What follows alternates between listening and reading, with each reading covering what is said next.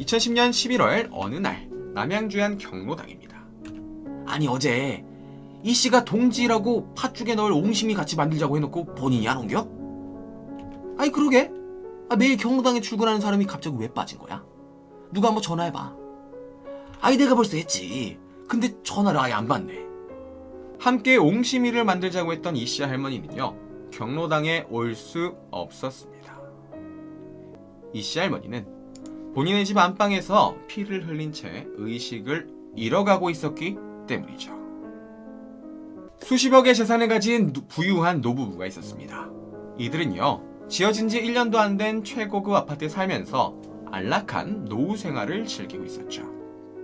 이 사건 당일 아침 7시 사망한 이 씨 할머니 남편 박 씨 할아버지는 아침 일찍부터 친구들과 골프를 치기 위해 집을 나섰습니다.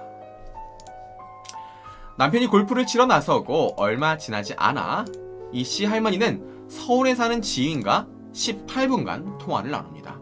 주식 얘기, 사는 얘기 등등을 나눈 다음에 이제 경로당을 가려고 외투를 입고 밖을 나서려고 하는데 갑자기 한 괴한이 들어와서 할머니를 공격하죠.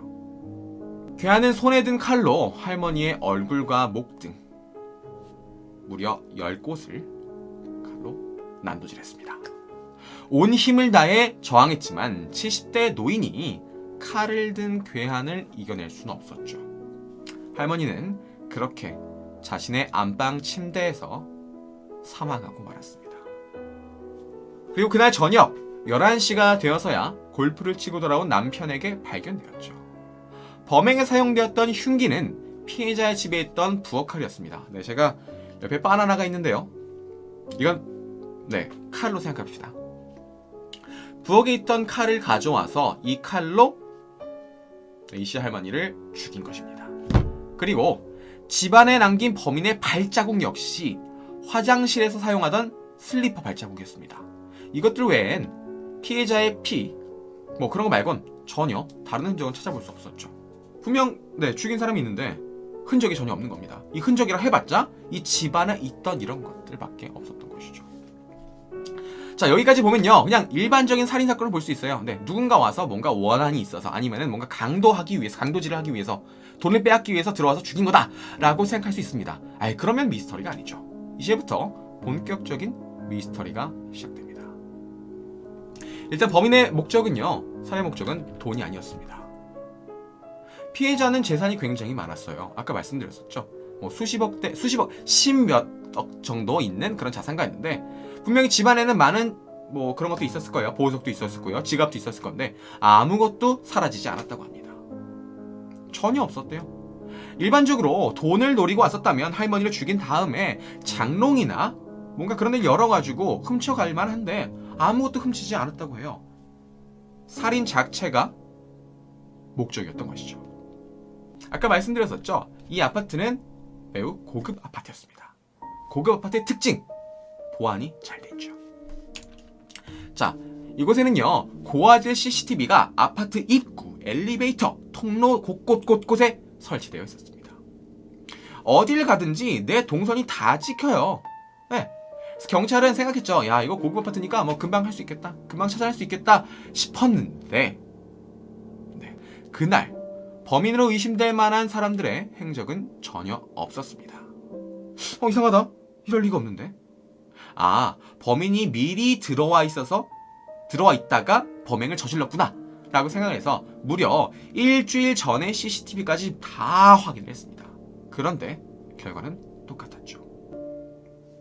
그러니까 예전 아파트 같은 경우에는 아파트 현관은 바로 들어갔어요. 그리고 집마다 도어락이 있었는데 지금은 아파트 현관부터 도어락 같은 게 있고, 그리고 들어가서 좋은 아파트는 그러다고 아예 그냥 엘리베이터도 카드 찍고 올라가더라고요. 그쵸? 그리고 아파트 들어갈 때 입구에서 또 한 번 비밀을 해야 되고, 그런 식으로 3중, 4중 이런 식으로 도어락이 돼 있는데요. 이 아파트도 그랬다고 합니다.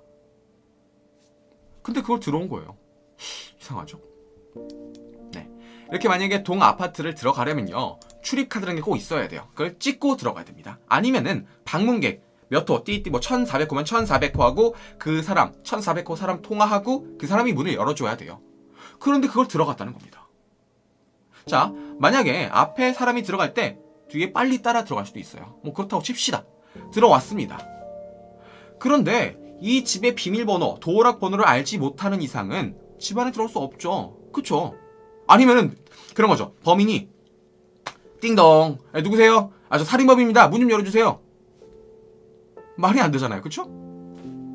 절대 들어갈 수 없습니다. 범인이 할머니 지인이었고 그 범인의 얼굴을 봤을 때 이 사람이 왜 왔지? 하고 할머니가 문을 열어준 건 아니야? 라고 생각해 볼 수 있죠. 그쵸? 네, 가능한 이야기입니다. 이 아파트는요, 초인종을 누르면 자동으로 외부인의 모습이 찍히도록 되어 있습니다. 이거 아시죠? 그 모니터 있잖아요, 아파트에. 띵동 누르면 화면 뜨잖아요. 그래서 택배 아저씨네? 뭐 피자 배달 왔네? 볼 수 있잖아요. 요런 게 있는데 이게 자동으로 녹화가 된대요. 그날 초인종을 누른 사람은 아무도 없었습니다. 이 카메라에는요, 아무것도 찍힌 흔적이 없었죠. 그리고 이 할머니네 집 도어락은요, 카드를 대서 열거나 비밀번호를 치고 들어가면요, 자동으로 기록이 저장됩니다. 그날 오전 중 외부에서 도어락을 통해 문을 연 로그는 없었습니다. 말도 안 되죠? 들어온 흔적이 전혀 없어요. 나간 흔적도 전혀 없습니다. 피해자만 남은 상황이에요.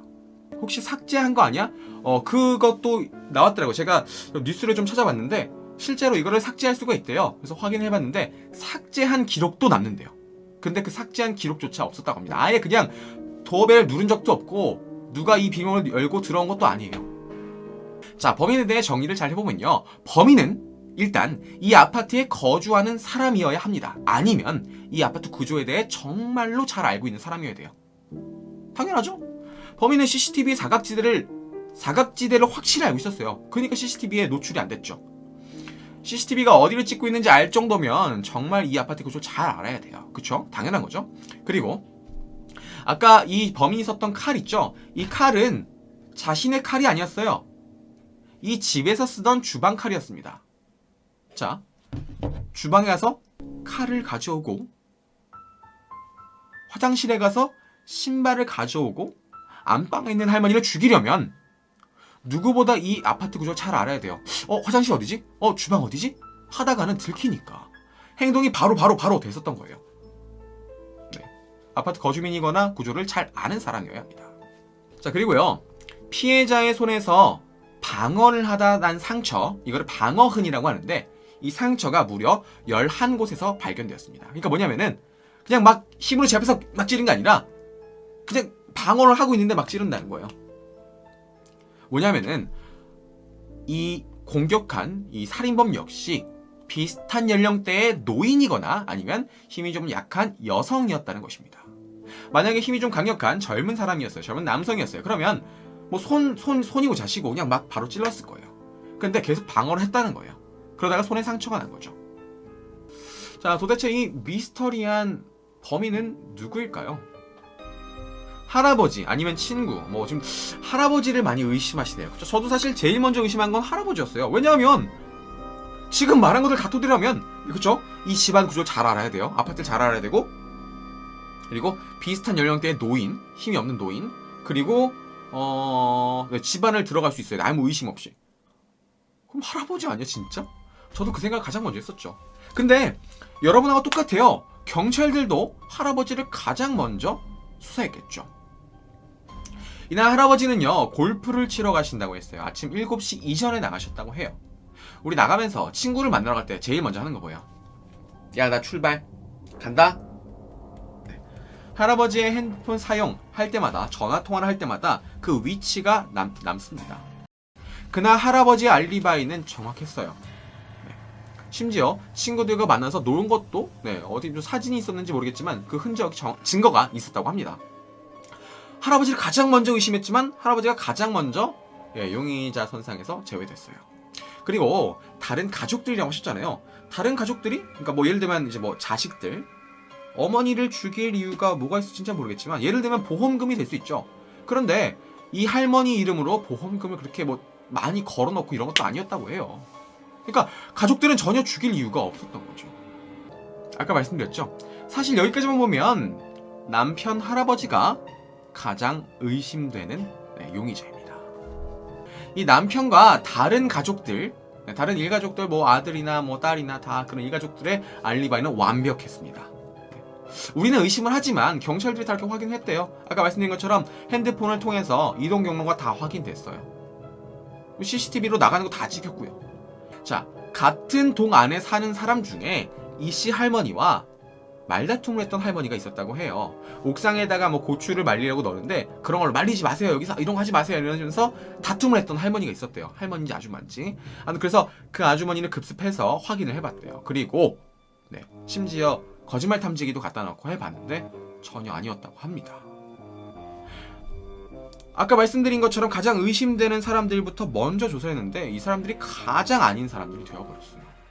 결국 경찰은요, 같은 동안에 사는 내부인 48세대를 모두 조사했습니다. 아파트를 드나든 뭐 택배원까지 뭐 배달원까지 다 조사했어요. 하지만 더 이상 유력한 용의자도 추가 단서도 나오지 않았습니다. 도대체 이 할머니를 죽인 이 정체불명의 용의자는 누구였을까요? 그리고 아무 죄 없는 할머니를 왜 죽인 것일까요? 사실 이거는 면식범이 확실할 수밖에 없어요. 그쵸? 그러니까 할아버지가 아니면 그냥 진짜 아는 사람, 지인이에요. 그래서 지인이 계단을 통해 내려온 거죠. 올라오거나 그 다음에 초인종을 누른 건 절대 아닌 것 같아요. 방금 말한 것처럼 문을 두드린 것 같아요. 문 두드린 다음에 소리로 말했겠죠. 나야! 이 할멈 나야! 그니까 문을 열어줬을 겁니다. 소름 끼치죠? 아직도 해결되지 않은 미저 사건이에요. 진짜 밀실 살인 사건이라 해요. 사실 밀실은 아니잖아요. 아파트 같은 경우에는 베란다를 통해 들어올 수 있긴 한데 워낙 고층 아파트다 보니까 베란다를 통해서 들어가는 것 자체가 말이 안 돼요. 그래서 밀실 살인 사건이라 부릅니다.